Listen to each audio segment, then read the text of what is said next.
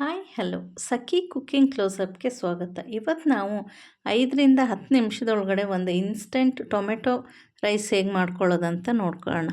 ಇದಕ್ಕೆ ಬೇಕಾಗಿರೋದು ಒಂದು ಪಾತ್ರೆಗೆ 15 ml ಆಯಿಲ್ ಹಾಕಿ ಅದು ಬಿಸಿ ಆದಮೇಲೆ ಈಗ 2 ಟೇಬಲ್ ಸ್ಪೂನ್ ಕಡಲೆಬೀಜ ಹಾಕಿ ಇದನ್ನ ಚೆನ್ನಾಗಿ ಫ್ರೈ ಮಾಡ್ಕೋಬೇಕು.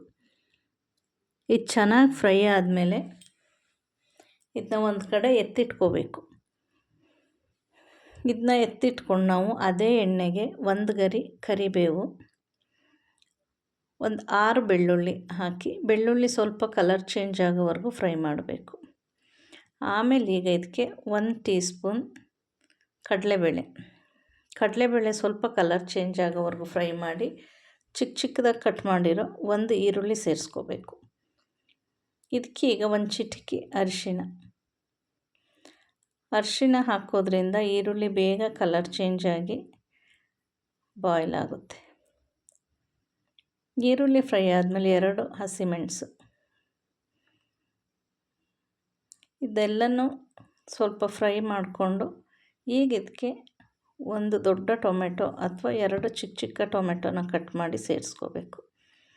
ಇದಕ್ಕೆ ಉಪ್ಪು ಸೇರಿಸ್ಕೋಬೇಕು. ನಾವು ರೈಸಿಗೆ ಉಪ್ಪು ಹಾಕಿಲ್ಲ ಅಂದರೆ ಈಗ ಈ ಮಸಾಲೆಗೇ ಎಲ್ಲದಕ್ಕೂ ಸೇರಿಸಿ ಉಪ್ಪು ಹಾಕ್ಕೋಬೇಕು. ರೈಸಿಗೆ ಉಪ್ಪು ಹಾಕಿದರೆ ಮಸಾಲೆಗೆ ಮಾತ್ರ ಉಪ್ಪು ಹಾಕ್ಕೊಂಡ್ರೆ ಸಾಕು. ಇದನ್ನ ಒಂದು 4 ನಿಮಿಷ ಚೆನ್ನಾಗಿ ಫ್ರೈ ಮಾಡಬೇಕು. ಇದು ಚೆನ್ನಾಗಿ ಟೊಮೆಟೊ ಎಲ್ಲ ಸಾಫ್ಟ್ ಆಗಬೇಕು. ಇದನ್ನ ಟೊಮೆಟೊ ಚೆನ್ನಾಗಿ ಸಾಫ್ಟ್ ಆಗಿದೆ. ಈಗ 1 ಟೀ ಸ್ಪೂನ್ ಜೀರಿಗೆ ಪೌಡ್ರು,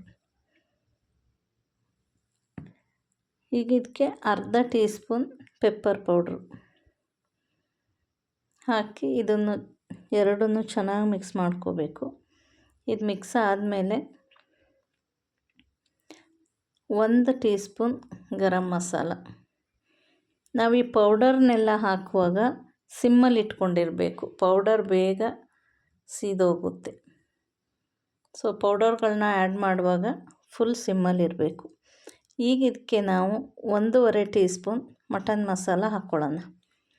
ಇದು ಹಾಕಲ್ಲ ಬೇಡ ಅಂದರೆ ಇದಕ್ಕೆ ಅಚ್ಕಾರದ ಪುಡಿ, ಧನಿಯಾ ಪುಡಿ ಮತ್ತು 1 ಟೀ ಸ್ಪೂನ್ ಸಾಂಬಾರು ಪೌಡ್ರು ಸೇರಿಸ್ಕೋಬೋದು, ಅದು ಚೆನ್ನಾಗಿರುತ್ತೆ. ಇದಿಷ್ಟೂ ಹಾಕಿ ಈಗ ಚೆನ್ನಾಗಿ ಮಿಕ್ಸ್ ಮಾಡಿ ಇದಕ್ಕೆ ನಾವು ಅಳತೆ ತೊಗೊಂಡಿರೋ ರೈಸ್ನ ಮಿಕ್ಸ್ ಮಾಡ್ಕೋಬೇಕು. ಇದನ್ನ ಮಸಾಲೆಗೆ ಚೆನ್ನಾಗೆಲ್ಲ ಮಿಕ್ಸ್ ಆದಮೇಲೆ ನಾವು ಆಗಲೇ ಫ್ರೈ ಮಾಡಿಟ್ಟಿರೋ ಕಡಲೆಬೀಜ ಸೇರಿಸಿ ಮಿಕ್ಸ್ ಮಾಡ್ಕೋಬೇಕು.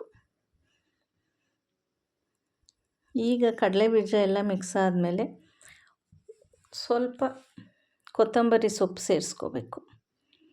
ಕೊತ್ತಂಬರಿ ಸೊಪ್ಪು ಸೇರಿಸಿ ಮಿಕ್ಸ್ ಮಾಡಿ ಇದನ್ನು ರಾಯ್ತದ ಜೊತೆ ಅಥವಾ ಚಟ್ನಿ ಜೊತೆ ಸರ್ವ್ ಮಾಡ್ಬೋದು. 5ರಿಂದ 10 ನಿಮಿಷದೊಳಗಡೆ ಟೊಮೆಟೊ ರೈಸ್ ರೆಡಿ ಆಗುತ್ತೆ.